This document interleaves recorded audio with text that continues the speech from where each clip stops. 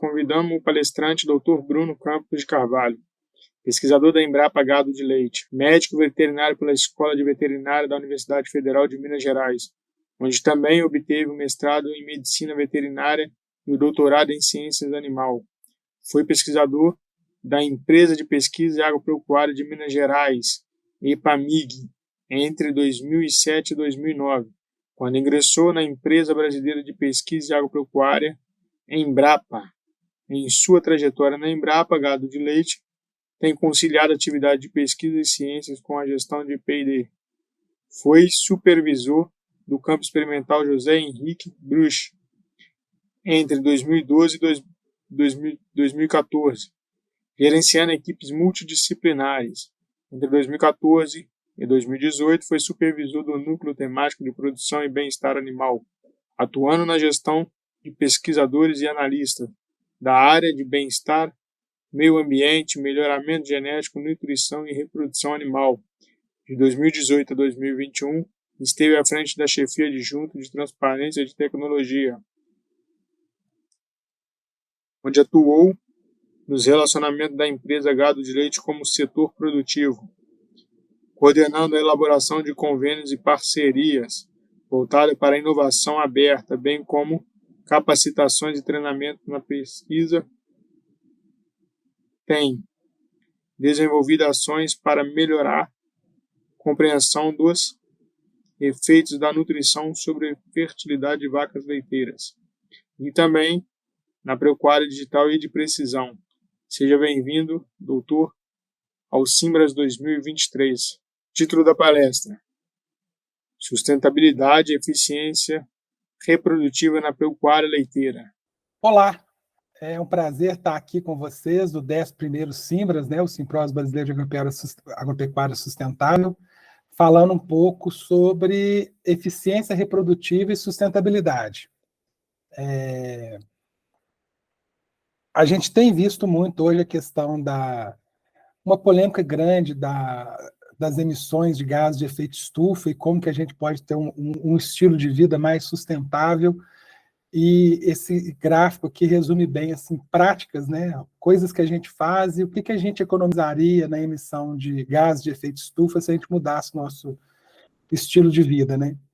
Então, independente do que cada um acredita ou não, eu acho que cada um tem um potencial muito grande de contribuir. E dentro do que a gente faz, da pecuária de leite, eu acho que a gente pode trabalhar a eficiência reprodutiva e contribuir para reduzir as emissões de gases de efeito estufa e contribuir para a sustentabilidade do planeta. Nós vamos falar um pouco sobre isso hoje. Um primeiro ponto que eu queria deixar é a questão dos ruminantes. Os animais domésticos, eles podem comer alimentos que competem ou não com os alimentos usados pelo ser humano. Então, principalmente os monogástricos, as aves, os suínos, eles dependem muito do consumo de milho, de soja, enquanto que os ruminantes ele têm uma capacidade de transformar a proteína e energia das forrageiras, do pasto, em uma proteína de alto valor biológico, que é o leite e a carne. E isso tem uma importância social, além da importância econômica, e uma importância ambiental, porque, por exemplo, você pode estar direcionando essa produção de ruminantes para as áreas que não são as mais aptas para a produção de grãos, e isso não vai estar competindo diretamente com a alimentação humana.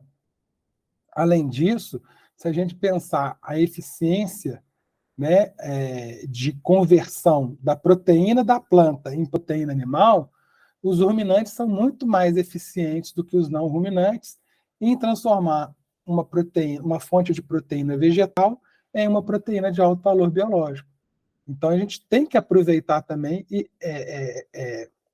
essa particularidade dos ruminantes e contribuir para a alimentação, porque a gente sabe que, principalmente em países de desenvolvimento, o leite para as crianças em desenvolvimento é a principal fonte de proteína que elas têm.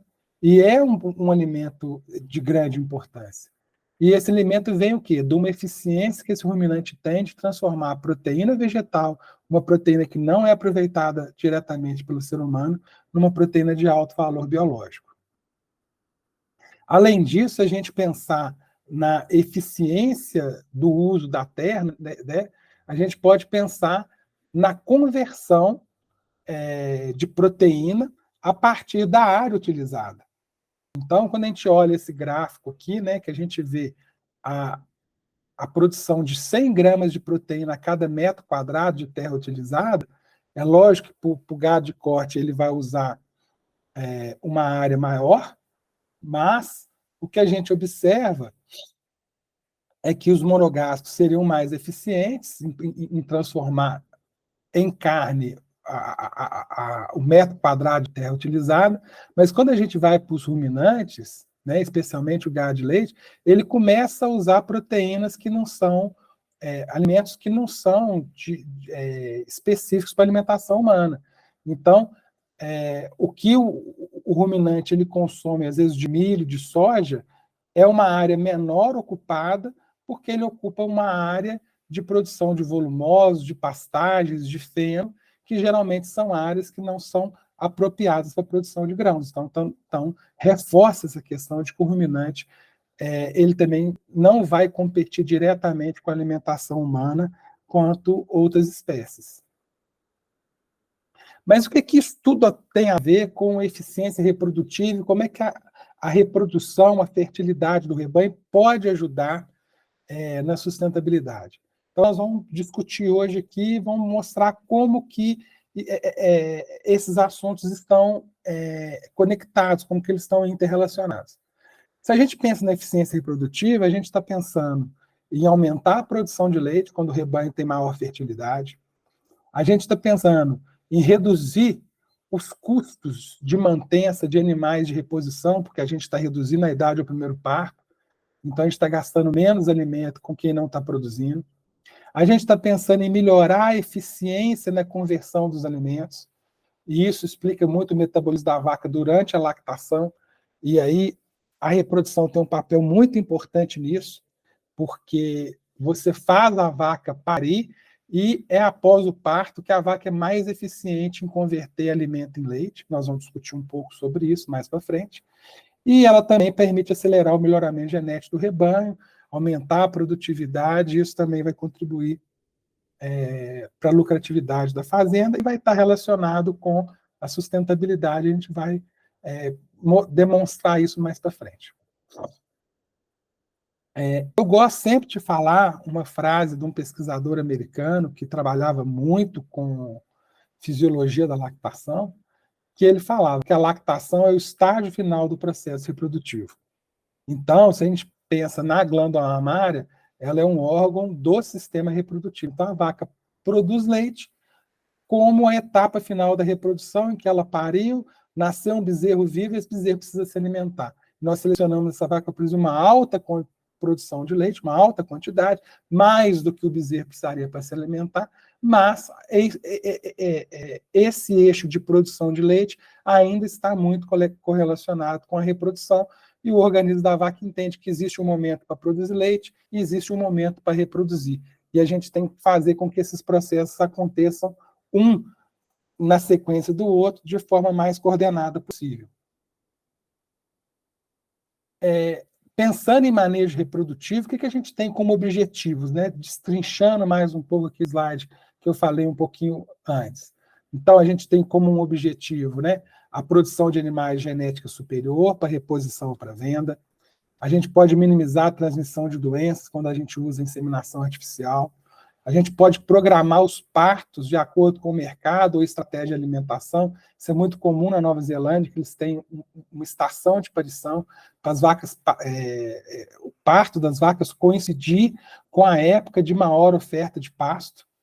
No Brasil, a gente percebe que tem algumas fazendas que programam uma maior quantidade de partos por meses de abril e maio, porque isso coincide a maior produção de leite da fazenda com os meses em que, historicamente, o preço do leite é mais alto, então tem uma estratégia de mercado nisso. A gente pode acasalar para características específicas. Um exemplo clássico é a gente usar touros de alta facilidade de parto, ou de baixa dificuldade de parto, principalmente em novilhas. Eu já falei da redução de manutenção de custo com animais não produtivos, isso vale tanto para a vaca seca que não está em lactação, que a gente quer que ela permaneça o menor tempo possível fora de lactação, o recomendado hoje em torno de 60 dias. Então, rebanhos que não são especializados pode ter vacas secas por 70, 80, 90 dias ou mais, então essa vaca está na fazenda consumindo, mas ela não está contribuindo, então ela está emitindo gases de efeito estufa e não está produzindo leite para justificar essa emissão. E também o mais importante que a gente vai detalhar é estabelecer ou reestabelecer a lactação, que é o objetivo de uma propriedade de leite, é produzir leite, a vaca tem que parir para produzir leite. Ah, mas hoje tem protocolo de indução da lactação. Tem, mas nenhum protocolo disponível hoje é tão eficiente e faz a vaca produzir tanto leite quanto uma gestação e um parto. E maximizar a eficiência na conversão dos alimentos, que é aproveitar o metabolismo da vaca no início da lactação, em que ela está produzindo muito leite, comendo pouco, mobilizando reservas corporais, e ela é mais eficiente em transformar alimento em leite. A gente quer o quê? Ter sempre uma maior proporção de vacas no terço inicial de lactação, ou seja, vacas recém-paridas.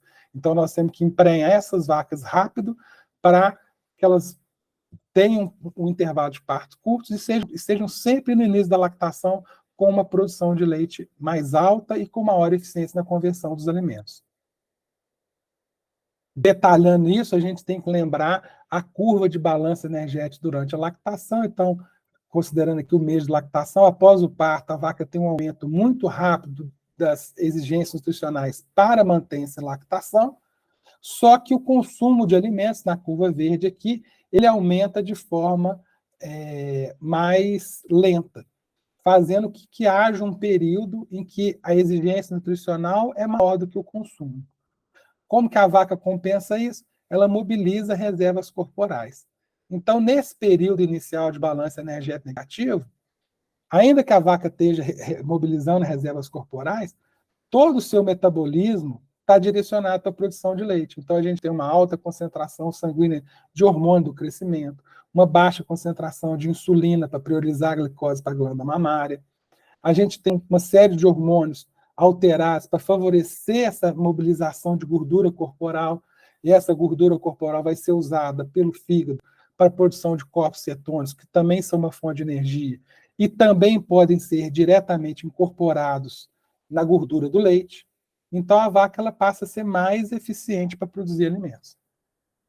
Mas qual que é o nosso desafio?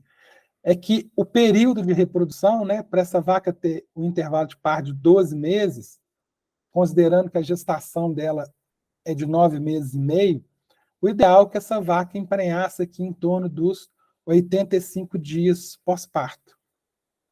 Aí, com 85 dias pós-parto, mais 280 dias de gestação, a gente teria essa vaca com um intervalo de parto de 365 dias ou 12 meses. Qual que é a dificuldade disso? Esse período de reprodução, quando a gente libera a vaca para reproduzir a partir de 45 dias, que é o período voluntário de espera, ainda coincide com uma fase em que está reduzindo o balanço energético negativo e a vaca vai converter isso para o balanço positivo.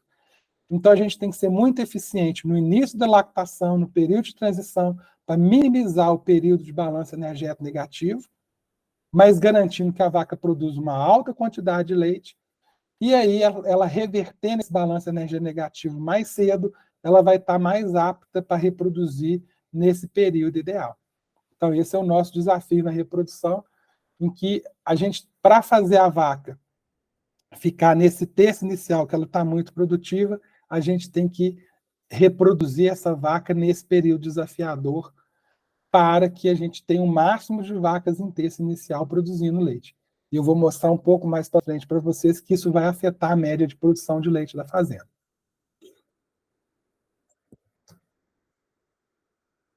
Agora, vamos voltar um pouco para a questão da emissão de gases de efeito estufa na pecuária leiteira. Quais são as principais fontes de emissão?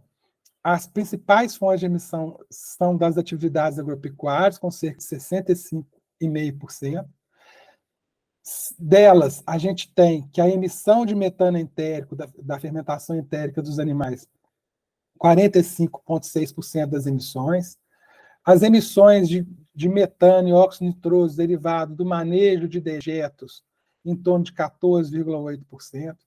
Emissão de óxido nitroso do manejo das pastagens, em torno de 2,5%, e 2,5% de gás carbônico derivado do uso de máquinas dentro da propriedade.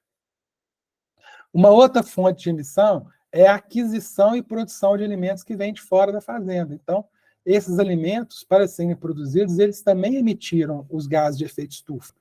E a fazenda, ao comprar esses alimentos, essa emissão é importada para dentro da fazenda, porque o que interessa é o produto final do leite e o quanto que se emitiu durante toda a cadeia para esse leite ser produzido. Então, 32,5% das emissões derivadas da produção e aquisição de alimentos. 2,5% das emissões relacionadas à produção de fertilizantes. Então, lembrando que na produção você vai ter emissão de gás carbônico e óxido nitroso. E uso de energia, combustível e eletricidade, em torno de 0,8%. Então, pensando que o combustível e a eletricidade são de baixo impacto e a produção de fertilizante também representa pouco, onde que a gente tem que trabalhar dentro da fazenda para reduzir as emissões? Principalmente na emissão de metano entérico, no manejo de dejetos e na produção e de aquisição de alimentos, que são as principais fontes de emissão, onde a gente tem que trabalhar primeiro, ser mais eficiente, para a gente conseguir ter um impacto maior na redução. E a gente vai explicar mais para frente como que a gente pode mexer nessa emissão de metano entérico, na emissão da produção e aquisição de alimentos, mexendo na composição do rebanho, tornando esse rebanho mais eficiente. Então, a técnica utilizada hoje para a gente fazer esse impacto, a gente chama de avaliação de ciclo de vida, e ela é considerada do berço ao túmulo.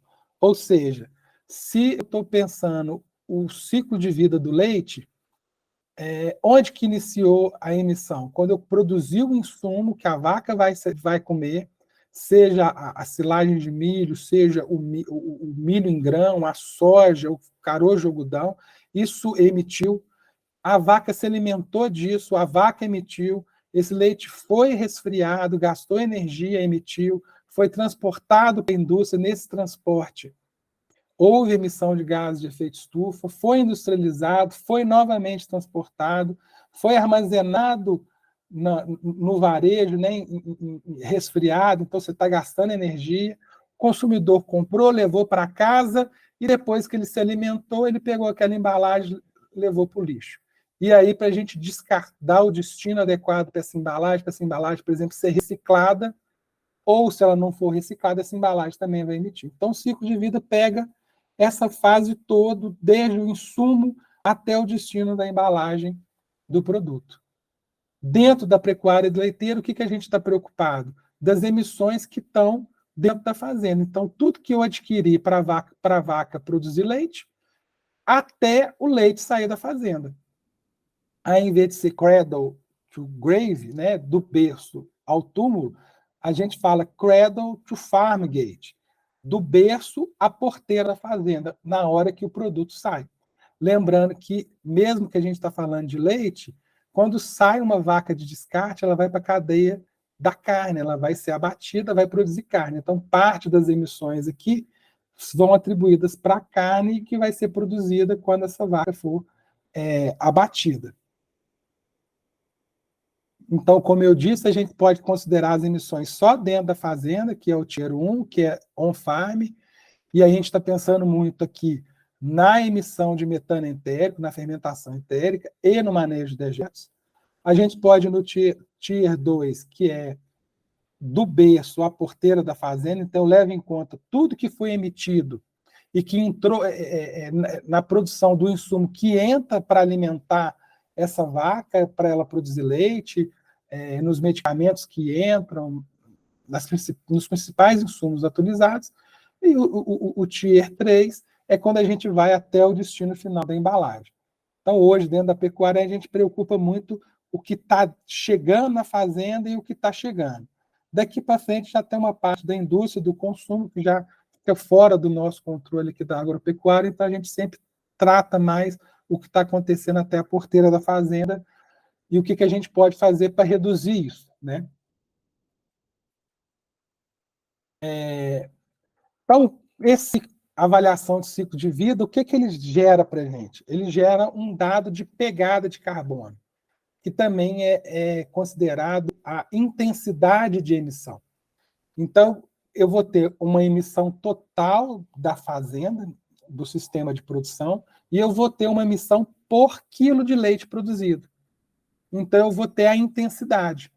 Então, eu posso aumentar a produção de leite da fazenda, eu posso aumentar a emissão total, mas eu estou reduzindo a intensidade de emissão, porque no produto que vai sair da fazenda e que vai ser industrializado e que vai chegar ao consumidor, aquele produto vai carregar uma intensidade menor de emissão.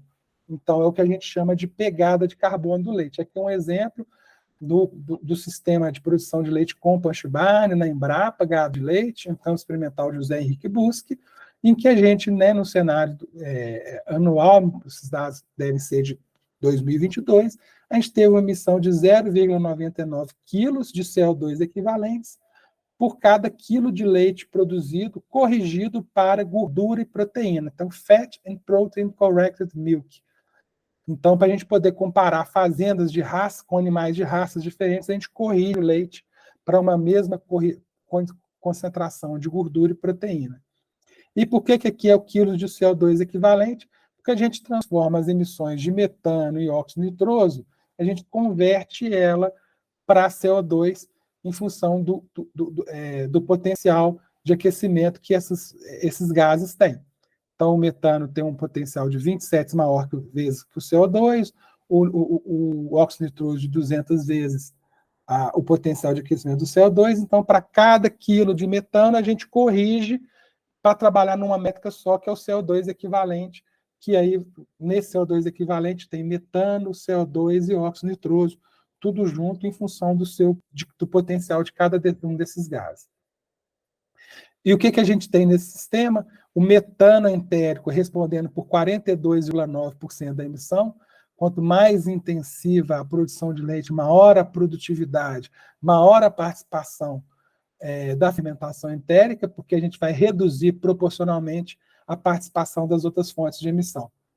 39% a produção e aquisição de alimentos, então aqui também tem a emissão de gases de efeito estufa dos alimentos comprados, a gente leva em conta a distância percorrida para o alimento chegar na fazenda, leva em conta também as emissões, por exemplo, a produção de silagem de milho dentro da fazenda, o manejo de dejeto 13%, e energia, combustível e transporte 5%.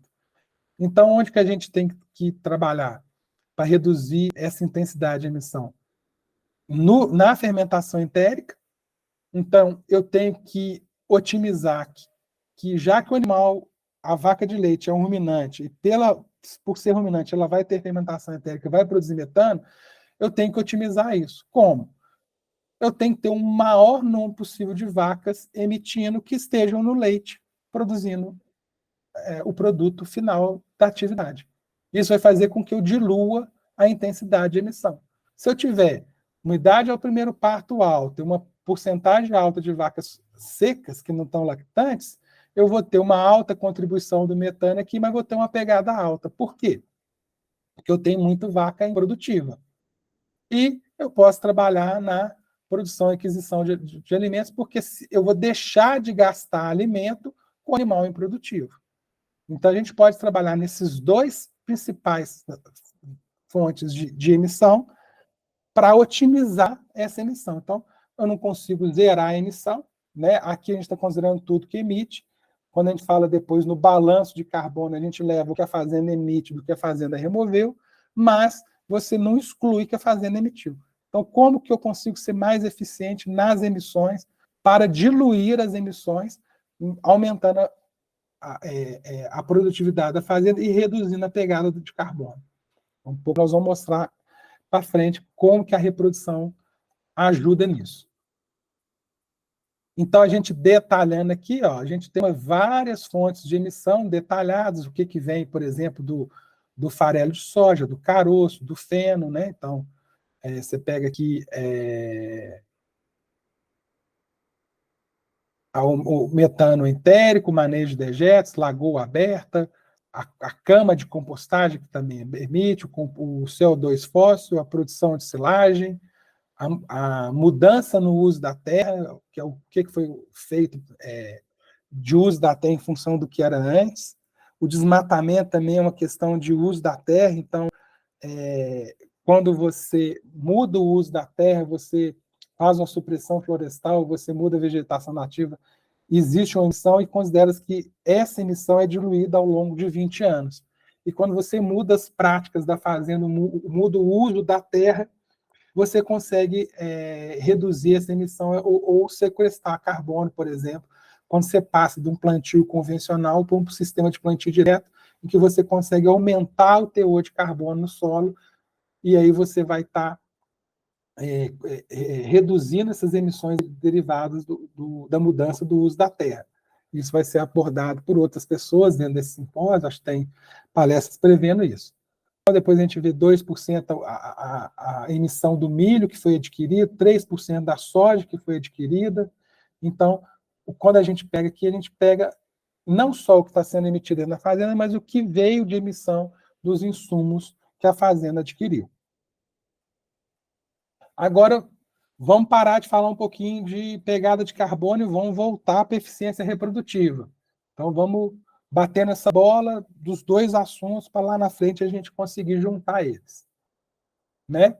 Então, como que a eficiência reprodutiva ela relaciona com sustentabilidade e emissão de gases de efeito estufa? A gente pega aqui variáveis-chave que a gente usa para acompanhar a eficiência reprodutiva, como taxa de detecção de cio, taxa de concepção na primeira inseminação pós-parto, taxa de concepção na primeira inseminação, taxa de concepção geral, número de serviços que a gente vai inseminar essa vaca. Às vezes a fazenda insemina essa vaca 5, 6 vezes, depois para, essa vaca vira um descarte reprodutivo. Isso vai determinar a probabilidade de concepção da vaca, vai determinar a duração do intervalo de partos. Isso também depende do período de espera voluntário. Geralmente a gente começa a inseminar essas vacas a partir de 45 dias pós-parto. Existem sistemas e situações que às vezes essa vaca começa a ser inseminada um pouco mais tarde, com 60 dias. Existem sistemas nos Estados Unidos, principalmente quando o estresse térmico é muito intenso. Essa vaca pode ser inseminada só após 80 ou 90 dias. Então, cada sistema tem seu período de espera voluntário determinado pelos técnicos que o assistem, que o acompanham, e isso, junto com a fertilidade, vai determinar a duração do intervalo de partos. Isso vai determinar o número de vacas que vão parir por mês e por intervalo de partos. Isso vai afetar a produção diária de leite da fazenda e a produção anual.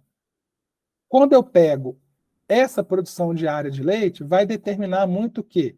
O fluxo de insumo da fazenda, quanto que a fazenda tem que comprar de ração, de soja, de milho, o que ela tem que produzir de silagem, o que ela vai gastar de energia, o que ela vai gastar de nitrogênio, em função da produção diária de leite e em função da composição do rebanho. Então, seja a quantidade de novilhas que tem, a quantidade de vacas secas e vacas em produção, vai alterar esse fluxo de insumos dentro da fazenda. Então, a gente tem a possibilidade de ter um número maior de animais produtivos e esses insumos que estão entrando na produção de leite estão sendo mais direcionados para a produção diária e anual de leite. Então, você vai contribuir para uma emissão total maior, mas você vai ter uma produção anual de leite também maior para você diluir a sua intensidade de emissão, ou você pode ter um rebanho com menor fertilidade, com uma maior proporção de vacas secas improdutivas, uma maior quantidade de novilhas com idade de primeiro parto mais altas, que vão estar contribuindo para a emissão total do rebanho, mas não estão produzindo para aumentar a produção anual de leite. Ou seja, a intensidade de emissão vai ser maior e a gente vai demonstrar isso mais para frente. Agora vamos entender mais essa questão da fertilidade, do período de serviço sobre produtividade. Vamos considerar aqui um rebanho mestiço, girolando, e considerar o que acontece em muitas fazendas do país, que é uma baixa persistência de lactação. Então, a gente pega rebanhos que vão ter uma lactação em torno de 9 meses e meio ou 290 dias. Vai fazer com que esse animal fique seco durante um período maior do que aqueles 60 dias preconizados. Então, o que vai acontecer? Eu tenho 285 dias de lactação, de gestação, 12 meses de intervalo de parto, a lactação dura 290. Se essa vaca produziu 4.500 quilos na lactação em 290 dias, ela produziu uma média diária de 15,5 litros. Agora, o que ela produziu por dia de permanência na fazenda depois do primeiro parto? Ou seja, a produção por dia de intervalo de parto. Eu vou pegar os 4.500 e dividir por 365 dias. Então, essa vaca produziu 12,3 litros. Ou seja, é a produção de leite que ela produziu, em média, entre os dias em que ela estava lactante e os dias que ela estava seca. Quando a gente aumenta o período de serviço, a gente aumenta o intervalo de partos. Como a produção, a lactação, ela é curta, a produção total aqui, nessa simulação, continua os 4.500 quilos de leite. Se eu pego a média de produção por lactação, ela continua boa, porque eu não estou avaliando o período que a vaca está improdutiva, mas quando eu calculo a produção de leite por dia de intervalo de parto, o que acontece? Para cada mês de aumento no intervalo de parto, eu vou reduzir aí 1 quilo ou 1,2 kg a produção de leite da vaca por dia de intervalo de parto. Ou seja, ela está produzindo menos leite para pagar a permanência dela na fazenda. E ela está produzindo menos leite para diluir aqueles gases de efeito estufa que ela emitiu, principalmente o metano da fermentação entérica. Então, essa vaca aqui ela é menos produtiva, ela está emitindo e produzindo menos, ou seja, a intensidade de emissão dela vai ser maior. O que isso impacta em renda? O mesmo cenário lá de trás, a gente considerando aqui o preço do CPEA, Brasil, julho de 2023, a 2,41, né? A receita da fazenda, a quantidade de leite no tanque diminui. Eu falei que a média de leite da vaca é igual, mas o que acontece? Diminui o número de vacas em lactação no rebanho. Por quê?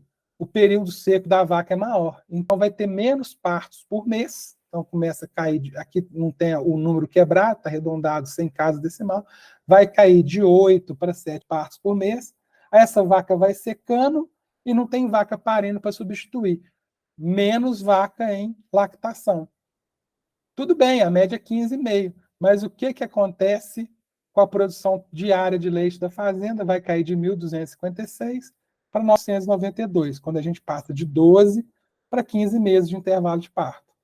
Ou seja, a gente reduziu 8,6% a receita com leite quando aumentou o primeiro mês de intervalo de parto, um efeito cumulativo de 14,8% quando aumentou o segundo mês, e um efeito cumulativo para 21% de redução na receita com venda de leite da fazenda. Além disso, a gente vai ter menos nascimento por ano, menos bezerro para reposição do rebanho, menos novilha excedente para venda. Então, se a fazenda também tem uma receita com venda de animal, isso vai estar prejudicado. Agora vamos pegar um rebanho holandês de alta produtividade, altamente selecionado, e que eu consigo manter essa vaca produtiva por um período maior que os 300 dias, que é o período de lactação que geralmente a gente considera. Essa vaca vai aumentar o intervalo de partos, mas ela vai continuar em lactação, porque ela está produzindo uma quantidade maior de leite, e essa vaca vai ficar 60 dias seca. Então, o que acontece? Eu até, quando aumenta o intervalo de partos, eu tenho até um aumento da porcentagem de vacas em lactação, como total do rebanho. E eu vou reduzir a proporção de vacas secas. Por quê? Porque essa vaca continua em lactação. Ah, quer dizer que isso é bom? Então, se eu tenho um rebanho mestiço, eu tenho que ter um intervalo de parto curto. Mas você está falando que agora aumenta a proporção de vaca em lactação, então no rebanho holandês eu posso ter um intervalo de partos longos? Não, de forma alguma. A gente também tem que ter eficiência reprodutiva. Só que, o que a história nos diz? No passado eu tinha problema reprodutivo e aí uma alta taxa de reposição do rebanho. A gente selecionou essa vaca para uma alta produção de leite, para uma alta persistência, para ela produzir leite, porque ela não conseguiu emprenhar no período certo. Então eu minimizei o problema da baixa fertilidade, aumentando a persistência da lactação. Mas vocês vão ver que ainda assim a gente perde em receita com venda de leite quando aumenta o intervalo de partos num rebanho altamente especializado. Então, primeiro, o que vem de produção? Produção de leite média. Né? O mesmo rebanho, se eu pego uma vaca com 90% de persistência de lactação, quer dizer que a cada mês após o pico, ela vai produzir 90% da produção do mês anterior. Então, a gente vai alongando o intervalo de partos, alonga a lactação, mas alonga a lactação quando a vaca está produzindo menos.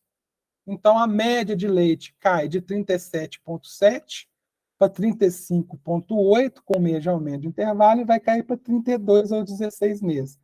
Numa regressão linear aqui, que a gente modelou, 1,4 quilos de leite a menos de média de leite diária para cada mês de aumento no intervalo de partos. Por quê? Porque eu estou aumentando a lactação da vaca, mas no terço final, quando ela está produzindo menos leite. Então, ela vai produzir mais na produção total da lactação, de 330, 360 dias, mas a média diária cai. E quando eu pego a produção por dia de intervalo de partos, também diminui, na ordem de 0,76 litros de leite para cada mês de aumento no intervalo de partos. É o que eu produzo a menos de leite por dia que a vaca está no rebanho. Então, o que acontece com a produção de leite no tanque? Produção diária de leite é o leite que o produtor vai lá medir no tanque. Para cada mês de aumento do intervalo de parto, eu vou reduzir a quantidade de leite no tanque, em torno de 140 litros por dia. Produção anual de leite, eu vou ter uma redução de 51 mil litros de leite. Isso aqui a gente está considerando um rebanho de 100 vacas em lactação, né? Numa modelagem que a gente fez, 51 mil litros de leite a menos para cada mês de aumento no intervalo de partos. O leite é 2,41. De média, nós estamos falando em torno de 120 a 130 mil reais a menos por ano de perda direta em venda, em receita com leite decorrente do aumento do intervalo de partos. Então, eu acho que já está mostrando para vocês que a eficiência reprodutiva do ponto de vista da sustentabilidade econômica, ela é muito importante. Então, a gente tem que ter uma fertilidade maior para a gente ter um maior desempenho produtivo, maior receita com leite. Então, aqui também, nesse sistema, eu estou considerando um rebanho com 421 vacas em lactação. Então, vocês me desculpem que aquele quadro anterior também diz esse rebanho com 421, rebanho que a gente fez uma análise de ciclo de vida, a gente usou ele como um modelo de referência. Então, eu aumento o intervalo de parto de 12 para 16 meses, eu vou aumentar a proporção de vacas em lactação, vou diminuir a proporção de vaca seca. Só que o que acontece com a produção de leite média? Diminui. A produção diária de leite? Diminui. Produção anual de leite? Diminui. E a receita cai de 100%, comparativo aqui, ela cai para 85,9% da receita que seria possível no intervalo de parto de 12 meses, quando a gente tem um intervalo de 16 meses. Então, você vê, olha o impacto que a gente tem. É um impacto que numericamente é menor do que foi provocado na vaca de mestiça, porque a vaca especializada de alta produção, ela consegue estender essa lactação por mais que 10 meses. Então, eu consigo minimizar o problema.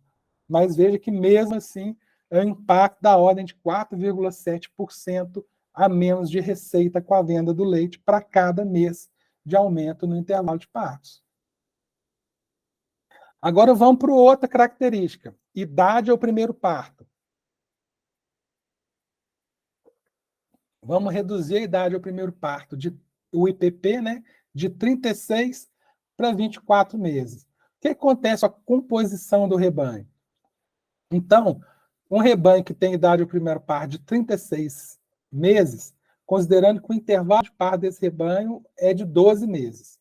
Então, eu vou mexer só na fase de cria e recria de novilhas para eu fazer essa novilha parir mais cedo. E esse rebanho já está ajustado o manejo dele em vaca em lactação para a gente usar isso como exemplo. Então, se a idade do primeiro parto são 36 meses, 40% das vacas estão em lactação. Eu reduzo a idade ao primeiro parto, 43% de vaca em lactação, 45%, e chego aos 24 meses de idade ao primeiro parto, com 49% de vaca em lactação. Por que isso acontece? Veja na modelagem, continua 421 vacas em lactação. O que eu mudei? Mudei essas categorias aqui. Ó. Novilha de 33 a 36, novilha de 29 a 32, novilha de 24 a 28.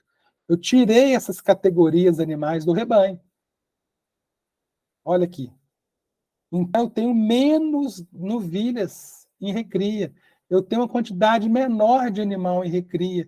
Uma quantidade menor de animal comendo silagem, comendo pasto, comendo ração, e esse rebanho vai estar, por isso, menos animais emitindo sem estar produzindo. Então, a intensidade de emissão de gás de efeito estufa vai ser menor quando eu reduzo a idade ao primeiro parto. Nós vamos chegar lá para mostrar isso para vocês. Então, o que levou a gente a tentar estudar isso, né, esse efeito da reprodução? A gente fez uma avaliação da composição do rebanho, do nosso rebanho experimental. E a gente viu que, quando a gente pega o rebanho atual, ele estava um pouquinho desequilibrado, com um número grande de vacas secas e até com um número até pequeno de novilha e bezerras. Então, quando a gente coloca esse rebanho no intervalo de partos ótimo, otimizado para 13 meses, não é nem os 12 meses que a gente recomenda como ideal, que é muito difícil de acontecer, mas trabalhando com 13 meses de intervalo de parto, a gente teria que ter 99 vacas em lactação, 15 vacas secas. Quando a gente fez a avaliação do ciclo de vida e calculou a pegada de carbono, o que a gente viu? Quando a gente otimizou esse rebanho e diminuiu a quantidade de vaca improdutiva, a gente teve uma redução de 5% na pegada de carbono. Aí eu peço desculpa porque a marca ficou em cima aqui, eu reduzi de 0,999 para 0,951 quilos de CO2 equivalentes, mantendo a mesma estrutura de rebanho. Então, o que acontece? Eu reduzi algumas emissões. Eu reduzi, por exemplo, a emissão de metano entérico de 428 para 420. Por quê? Menos vaca improdutiva. Eu reduzi um pouquinho a emissão de manejo de dejeto. Por quê? Menos vaca produzindo dejeto na fazenda. A emissão de lagoa aberta de composto também reduz, porque eu tenho que manter menos vaca nesses sistemas. E eu preciso gastar menos com produção de alimentos, com aquisição de alimentos. Então, aqui, ó, de 0,011 para 0,010. Então, a fazenda está otimizada. Por quê? Eu estou direcionando uma quantidade maior de insumos para os animais em produção e não estou gastando esses insumos com animais improdutivos. É lógico que eu vou ter que gastar insumo com novilha, com recria de animais, mas eu estou otimizando os animais em produção. Então, eu estou reduzindo a intensidade de emissão quando eu otimizo a composição do rebanho e otimizo a fertilidade do rebanho. E isso quer dizer que a gente tem que trabalhar no manejo reprodutivo para fazer esse rebanho ter os 13 meses de intervalo de partos propostos aqui. Então, não é uma coisa nova, né? Então, um pesquisador inglês, que é o Phil Gainsworth, em 2004 já demonstrou isso, né? Para um mesmo rebanho de 9 mil litros de leite, quando aumenta a taxa de detecção de cio, que é o OD, de 50 para 70, você reduz a emissão, e quando você aumenta a taxa de concepção, você também reduz a emissão. Taxa de concepção vezes taxa de detecção de cio é a taxa de prenhez, é a velocidade com que as vacas ficam prenhes. Então, quanto mais rápido as vacas ficam prenhes, menor a emissão. Isso vale para um rebanho de 9 mil litros de leite por ano, de média por vaca, quanto vale para um rebanho de 6 mil litros de leite por vaca. É lógico que aqui, desculpa, a emissão está com a saída de metano total por ano, então não está por litro de leite produzido, mas você vê que no mesmo rebanho, eu vou reduzir a emissão total quando eu aumento a fertilidade. E aí, essa emissão total menor com o rebanho mais produtivo, eu vou ter um impacto grande na intensidade. Então, a gente pegou, fez uma modelagem de dados em cima daquele rebanho lá de 421 vacas que eu mostrei anteriormente para vocês. A gente fez uma modelagem do impacto do intervalo de partos, mudando aquela composição de rebanho. E aí, aquela composição de rebanho vai mudar a aquisição de insumos, vai mudar a emissão do metano entérico para os animais improdutivos. Então, o que a gente percebeu? À medida que você aumenta o intervalo de parto, aumenta a intensidade de emissão de gases de efeito estufa na propriedade.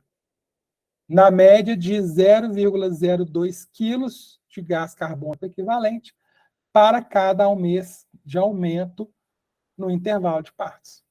Mostrando que, além do intervalo de partos afetar a produtividade média das vacas, já demonstrado, reduzir a receita com venda de leite, já demonstrado. O aumento desse intervalo de partos aumenta a pegada de carbono do leite produzido. Ou seja, além da reprodução ter um impacto direto no desempenho econômico da propriedade, ela também está muito relacionada com o desempenho ambiental dos animais. Então, eu preciso reduzir o intervalo de parto, reduzir a idade do primeiro parto, que eu vou mostrar na sequência, para a gente estar contribuindo para uma sustentabilidade ambiental da atividade. Tá certo? Então, aqui destacando 0,02. Então, vamos mostrar isso aqui. Então, um intervalo de parto de 12 a 16 meses, considerando um rebanho com 421 vacas em lactação. O rebanho total passa de 818 para 788. Aumentou o intervalo de parto, reduziu o rebanho. Ah, isso é bom porque a emissão total ela diminuiu. Diminuiu porque tem menos vaca, mas você está diminuindo a produtividade da fazenda. Então, o que isso quer mostrar? Que você aumenta a pegada de carbono, você aumenta a intensidade de emissão. Então, não adianta simplesmente reduzir o rebanho e manter o rebanho produtivo. Eu vou estar aumentando a intensidade de emissão por litro de leite produzido. E aí, além disso, a fazenda vai estar produzindo menos leite, né? Então, sai de 5 milhões de litros por ano para 4,6, reduz a média de vaca de 37 para 32. Então, eu sou menos produtivo, menos receita com leite, ainda que eu tenha uma emissão total da propriedade maior, eu tenho menos leite para diluir essa emissão. Então, isso não é interessante. Eu tenho que diluir essa emissão total de carbono.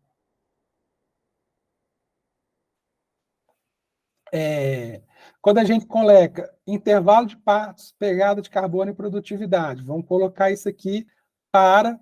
Opa, peço desculpa, ficou intervalo de partos aqui, esquece isso aqui. É idade ao primeiro parto.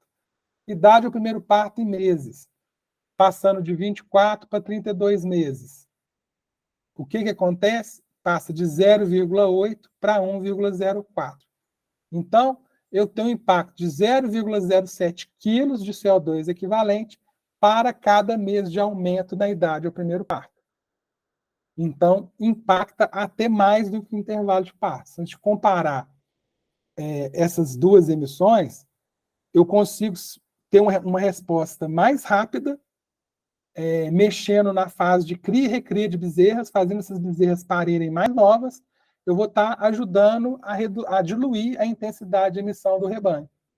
Porque a gente sabe que, às vezes, para trabalhar a redução do intervalo de parto, a gente vai trabalhar com intervalos maiores.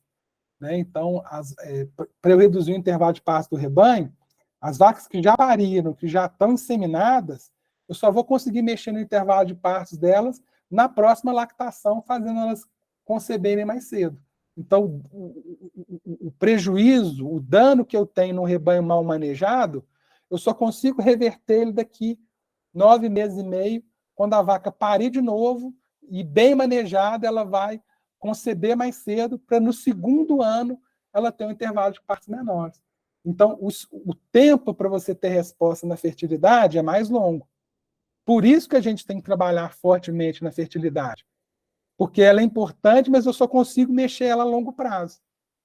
Agora, vamos trabalhar a fertilidade pensando que a gente vai reduzir esses efeitos no ano que vem, daqui 2 anos, 3 anos. Agora, como que eu consigo causar um impacto imediato de forma mais efetiva? Melhorando a recria de novilhas, fazendo elas parirem mais cedo, reduzindo o primeiro parto de 36 para 24 meses. Então, já tem muita fazenda, seja gado holandês, seja gado girolando, que tem idade ao primeiro parto entre 24 e 27 meses. Mas ainda tem muita fazenda com vaca parindo acima de 36 meses. Então, a gente pode contribuir muito reduzindo essa idade ao primeiro parto, a gente também vai contribuir para essa sustentabilidade ambiental do sistema de produção de leite. Então, o que acontece? Efeito da composição do rebanho, vacas e recrias sobre a emissão total de metano. Então, o que eu quero mostrar? Aqui em cinza mais claro as emissões das vacas, em cinza escura a emissão das novilhas de reposição. Cenário de fertilidade diferente.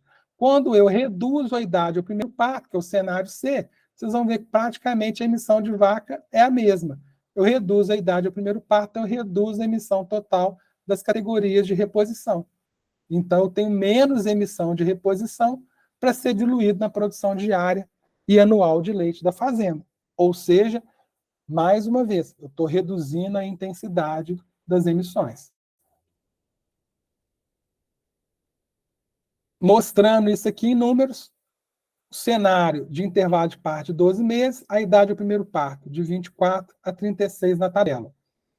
O rebanho aumenta com o aumento da idade ao primeiro parto, a pegada de carbono aumenta com o aumento da idade ao primeiro parto, a produção de leite aqui e a produtividade não se alteram, porque eu não estou trabalhando, não estou mexendo na composição do rebanho adulto em lactação. Eu estou retirando o rebanho em recria.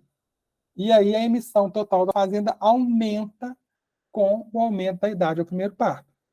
Então, como que eu emito menos no total e emito menos por litro de leite produzido?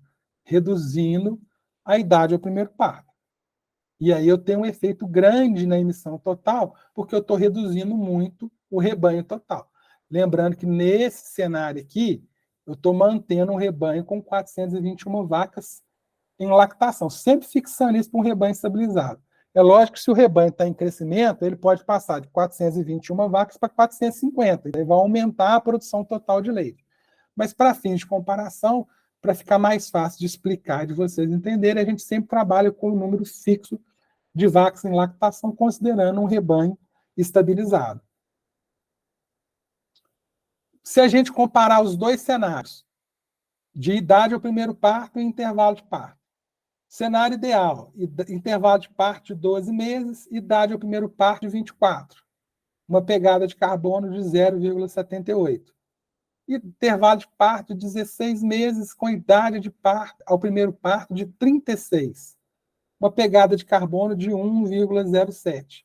Ou seja, eu aumento o rebanho em 38%, aumento a pegada de carbono em 37%, reduz a produtividade em 14%, a produção total em 14%, reduz a produtividade por vaca em 14% e aumenta a emissão total em 21%.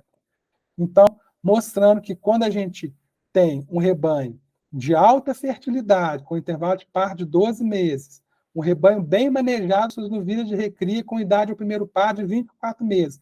A gente consegue reduzir muito a intensidade de emissão dos gases de efeito estufa, trabalhando com a fertilidade do rebanho. Era isso, e aí a gente está aberto a responder as considerações, perguntas, dúvidas pelo chat. Muito obrigado. Agradecemos ao Dr. Bruno Campos pela sua presença e por dividir o seu conhecimento conosco. Obrigado, doutor.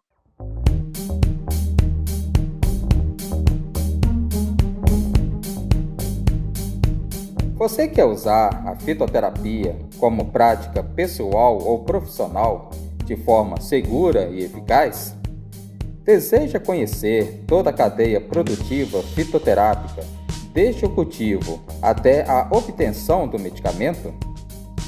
Tudo isso você vai aprender participando do curso EAD em Fitoterapia baseado em evidências da Universidade Federal de Viçosa, a UFV, uma das mais conceituadas universidades do Brasil e classificada entre as melhores da América Latina.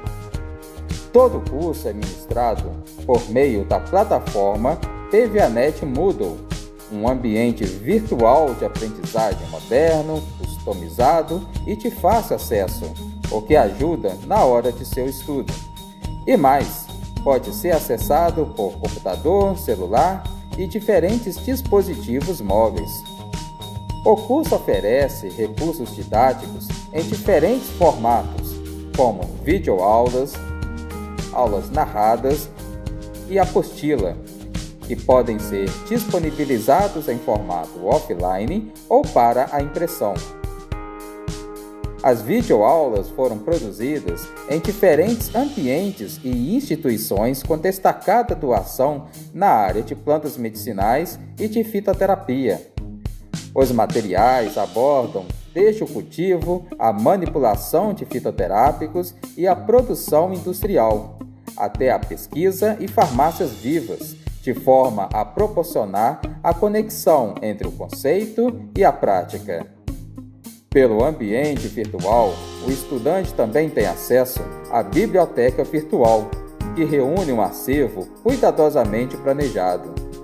Este trabalho resulta da experiência na UFV ao longo dos últimos anos na capacitação de estudantes de diferentes cursos de graduação e de pós-graduação na área da fitoterapia.